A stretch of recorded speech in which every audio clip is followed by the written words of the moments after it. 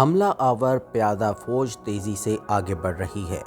ان کے ہاتھی دشمن کی دفاعی لائن کو پہلے ہی توڑ چکے ہیں۔ بادشاہ بھاگنے کی کوشش کرتا ہے مگر دشمن کے گھڑ سوار اسے گھیر لیتے ہیں۔ فرار کا کوئی راستہ نہیں۔ یہ کسی حقیقی جنگ کی کہانی نہیں بلکہ ایک کھیل ہے۔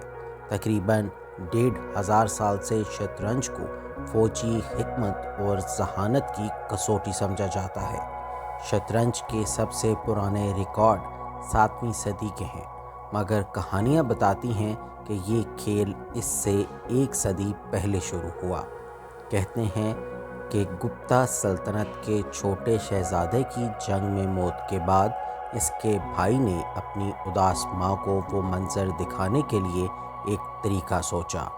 8x8 کے بورڈ پر ایک نیا کھیل رچایا گیا جس کی 2 قدریں منفرد تھیں۔ ہر مورے کے چلنے کا اصول مختلف تھا اور بادشاہ کے مورے کی ہار یا جیت سے کھیل ختم ہوتا تھا۔ اس کھیل کو پہلے شطرنگا کہا گیا، جو سنسکرت میں 4 حصوں کو کہتے ہیں۔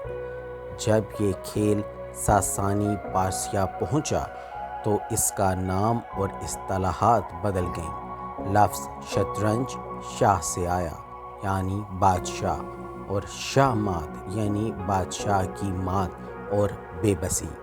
7ویں صدی میں پارسیہ پر اسلامی فتح کے بعد شطرنج کا کھیل عرب دنیا میں پھیل گیا۔ یہ صرف ایک حکمت عملی کا کھیل نہیں رہا بلکہ شطرنج کی اصطلاحات سے سیاسی گفتگو ہونے لگی۔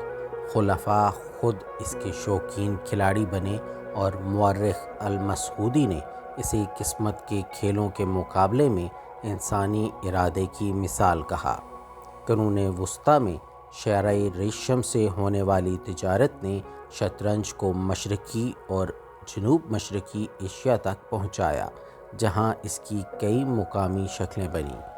چین میں مہرے بورڈ کے خانوں میں نہیں بلکہ ان کے درمیان رکھے جاتے تھے، جیسے مقامی کھیل گو میں ہوتا ہے۔ منگول رہنما تیمور لنگ کے زمانے میں 11x10 کا بورڈ بنا جس میں کہلا کہلانے والے محفوظ خانے تھے۔ جاپانی شوگی میں پکڑے گئے مورے دشمن کھلاڑی استعمال کر سکتا تھا، مگر یورپ میں شطرنج نے جو شکل لی وہ رائج ہوئی۔ سن 1000 تک شطرنج درباری تعلیم کا حصہ بن گئی۔ اسے سماجی طبقات کے کردار کی علامت سمجھا جاتا تھا اور موروں کو نئے معنی دیے گئے۔ اسی دوران کلیسا کھیلوں سے خائف رہا۔ اخلاقیات کے ماہرین نے زیادہ وقت کھیلوں میں گزارنے کے خلاف تنبیہ کی اور فرانس میں شطرنج کو کچھ وقت کے لیے بند بھی کیا گیا۔ پھر بھی یہ پھیلتا رہا اور 15ویں صدی میں اس نے وہ شکل لی جو آج ہم دیکھتے ہیں۔ کمزور مہرے کو طاقتور ملکہ بننے کی آزادی ملی۔ شاید اس وقت کی مضبوط خواتین رہنماؤں سے متاثر ہو کر ایسا کیا گیا۔ اس تبدیلی سے کھیل کی رفتار بڑھ گئی اور جیسے جیسے نئے اصول مشہور ہوئے، کھیل کے شروع اور آخر کی چالوں پر کتابیں لکھی گئیں۔ شطرنج کا نظریہ وجود میں آیا۔